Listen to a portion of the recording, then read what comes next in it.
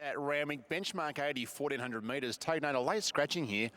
He's a given on vet's advice about 15 minutes ago. So he's a given, comes out, and we have an upgrade to a soft 6 heading into this event. Mounting Guard brought to you by Harvey Norman. Shop with confidence. Need advice?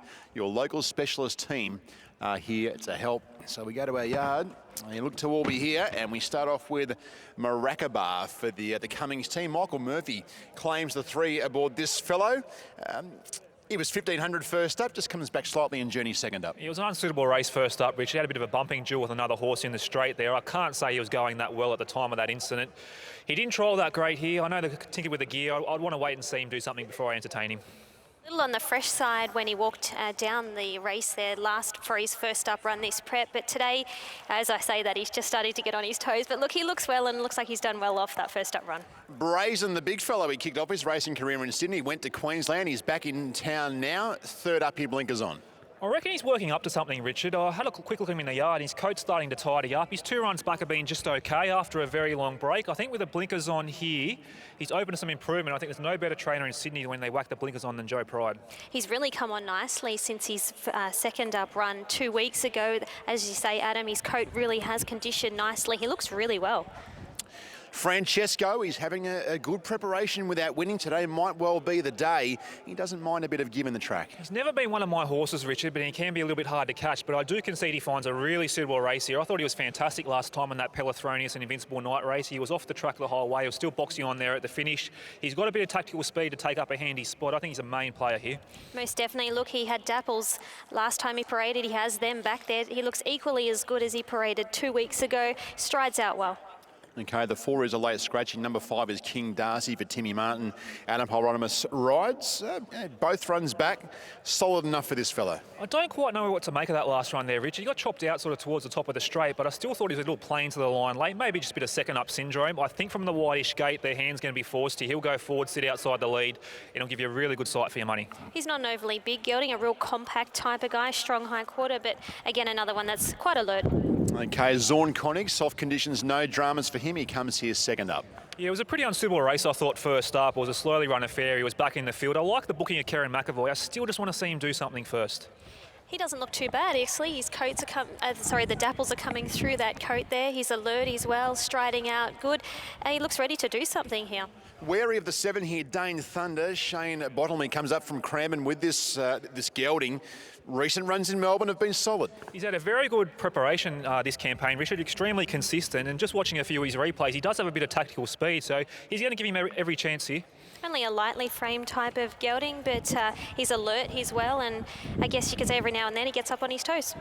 Imperator Augustus just has to walk over the road to compete here. A last start Canterbury winner. It's very much his style of race. I reckon he just lands on speed here, Richard. He can dictate this race from the inside gate. He's no superstar, but he's in his right grade today. On his home track with a sting out of the surface, I make a big case for him.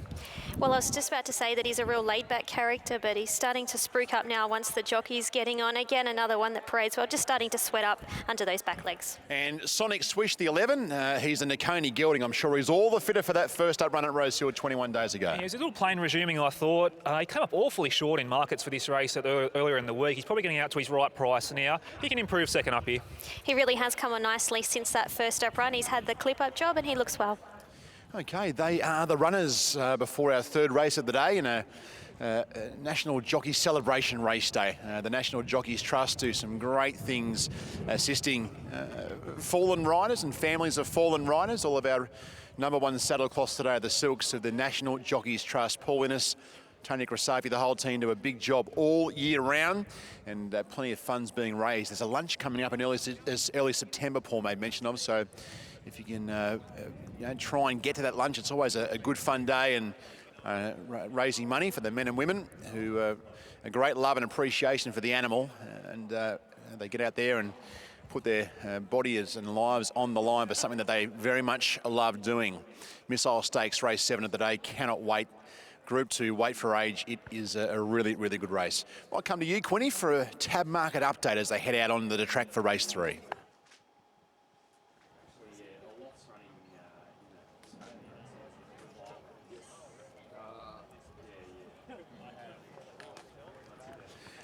Okay, we'll head back to Quinny shortly for that update. courtesy of tab.com.au, but runners head out for our third race of the day. Trainer with a couple of nice chances today is John Thompson. Just a couple of runners for the team today, but they look great chances. And John's coming over to join us for a chat. John, Imperator Augustus, what you see is what you get with this fella. He'll take some catching. Yeah, he goes very good this track at this distance. We probably would have liked a little bit wetter, but I don't think it worries him too much. It's more slows the others up. But look, he's at the top of his game. He's been running very well and consistent, and he will do again. Just a matter of keeping him ticking over and happy between the runs? Yeah, we sort of space his runs, a month between runs. After a run, he goes up to Emmerich Park at Wyong for a couple of weeks on the water walker, and he comes back rejuvenated and a couple of weeks' work and into another race. Okay, any reason why we won't dive into Invincible Night again? He's going well. He's going super. His run the other day was good, made a long run and fought out the finish, beaten fair and square by a pretty handy horse. But he's not in it today, and we probably beat most of the rest fairly easy. I think if we get a good run today, he'd be right there again. Well, we have you a quick update on Nieta. Yeah, she trials here on Tuesday. She's going super. You'll see her resume in about a month in the Concord. Good luck today. Thank you. John Thompson joining us, his thoughts on the runners of his today. Okay, race 3 runners onto the track. He's given a late scratching here in the third. Chantel, your pick of the yard. I'm going with Francesco here. Look, he looked fantastic the last time I saw him here in the parade ring to Randwick. I think he's come through that run really well. Fourth up today, he looks ready to do something. So Francesco on top for me. Okay, thank you, Chantel, with Francesco as her selection from the yard. Late mail time. Adam, what do we think?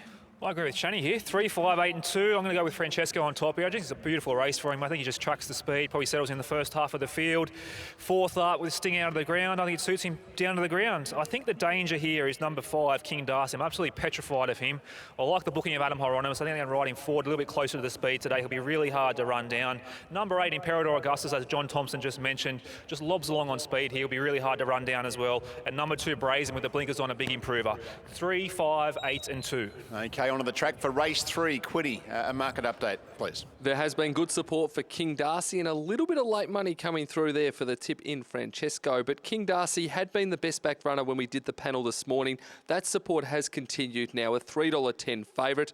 Imperator Augustus, initially a joint favourite with King Darci, now the $4.40 second elect. Francesco has been popular, got out to as much as $9 earlier on in the week. Now a third elect at $5.50, was $6.50 just 15 minutes ago, so there has been specking there. The other runner in the market is number 7, Dane Thunder, a $7 chance. If you're chasing a roughie, number 1, Maracaba, has trimmed up from 21 into 19. But overall, King Darci, the best backed runner to win race 3 on the program. Okay, good on you, Quinny. King Darci, he'll come across, he'll roll along near the speed, and don't have any strike rates in front of me or whatnot, but I know that Adam Hieronymus and Timmy Martin, when they partner up, we saw, there was a pick-me-up the other day, scoring that they have they combine well, do horse and rider.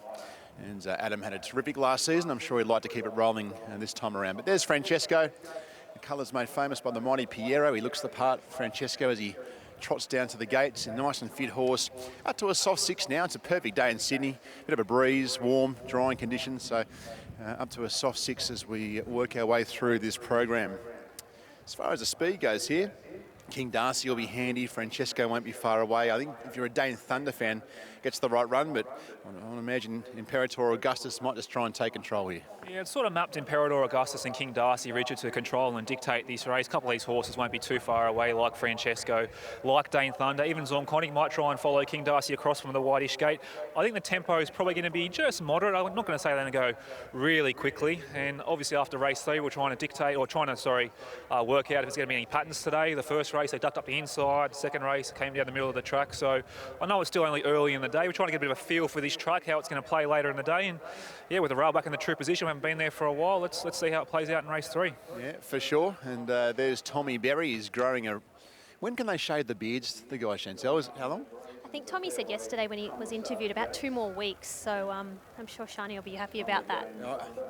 I'd grab a bit of a beer when we go on holidays, and it annoys me after 3 days. The boys have done well. They certainly have. They've had it for a long time now. So, look, no, it's been a really good cause. I think Ty's raised about $6,000 so far. So good on the boys and kudos to them. Absolutely.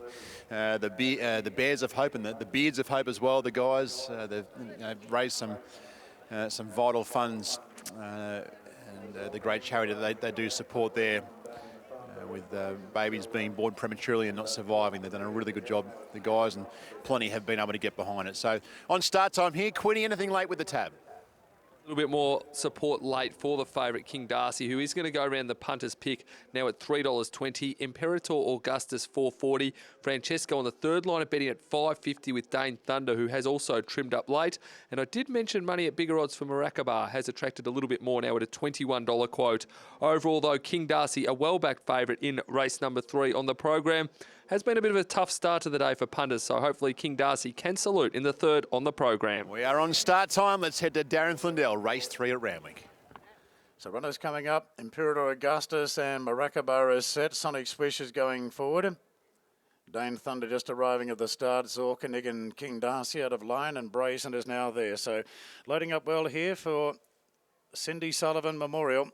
Over 1,400 metres, Dane Thunder's been well tried.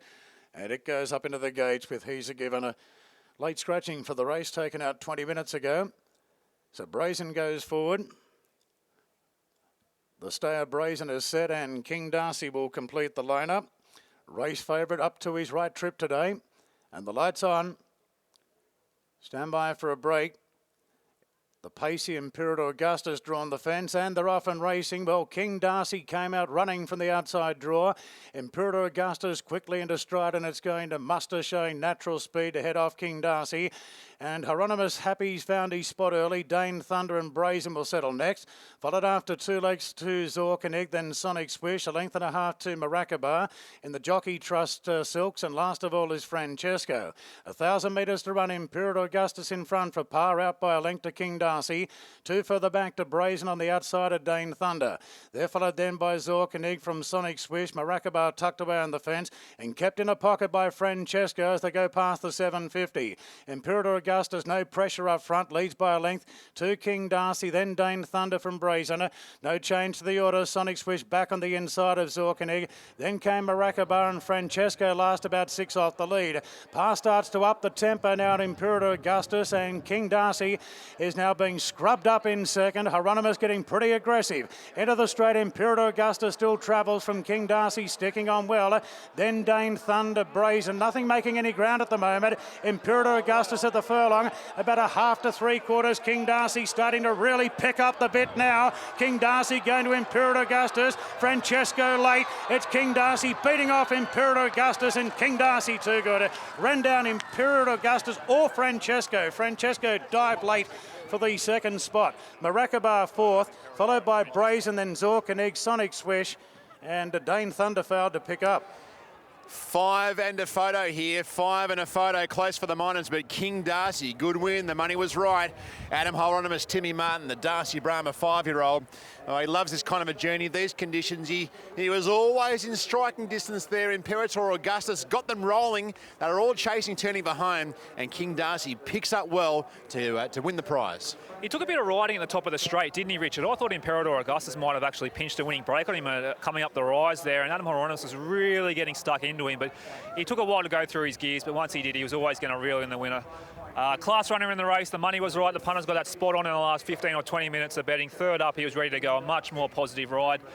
What you see is what you get with Imperator Augustus. He's a very honest horse, putting himself on speed. Francesco, I thought he was good from the back. Probably settled a couple of pairs further back than I thought he might have, but he ran on really nicely and appreciated the sting out of the ground. But can't take anything away from King Darci, Richard. Numbers up 5, 8, 3 and 1. Justin Webb settling up. Well done. He's a good horse for the owners, this fella. Yeah, he's a great money spinner. He's taken a little bit of time, but they've been patient with him, and he's starting to hit his straps now as an older horse. Yeah, put himself on the speed. The leader shot clear turning for home, but Adam got busy on your fellow when he was good. Yeah, he was strong late. He's up to a good trip today, and with the sing out of the ground, Tim was very confident he'd run really well. Congratulations. Thanks very much. There is Justin Webb, does a big job for the Tim Martin yard. Saddles up, does plenty of work around the tracks of Sydney. 5, 8, 3 and 1 the numbers. A minute 25, 29, 36, 62. A length and a half by a short half head. King Darci, too good in the third at Randwick as we head to Maxi Doomben.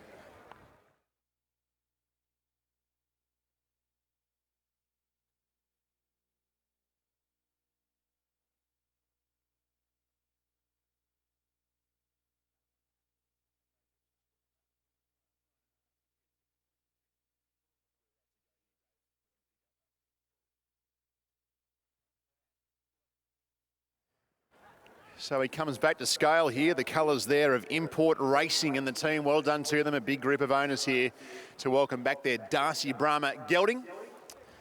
And he does it well. Looks like the Oaks brand there in the near shoulder. Kiwi bred this fellow. And up towards $200,000 the earnings for him now. You'd love to own one like him. Imperator Augustus, he hangs on for second. Francesco late into third, and Maracaba for fourth, but they were first and second for most of the way. And that's the way it panned out at the finish. King Darci, a little bit too good for Imperator Augustus. Comes away with the win in the third race on the program.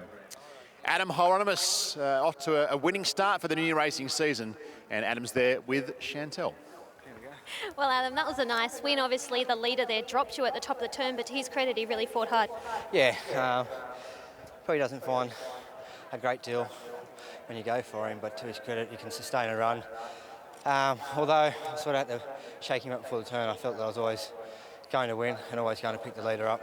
He was really ready to peak third up, wasn't he? Yeah, he's had those two hard runs over the shorter distances to get him fit, and his work on Tuesday morning was winning work, so he's coming to the race very well. You've had a nice association with Tim of late. Yeah, no, things are going well. Obviously, he's a class trainer, so there's no need for me to harp on about it, but I just want to give a special mention to my girlfriend, because I told her if I rode a win today that I'd give her a shout out. So she told me not to, but hopefully I embarrass her. She'll be rapt about that. Well done. Thank you.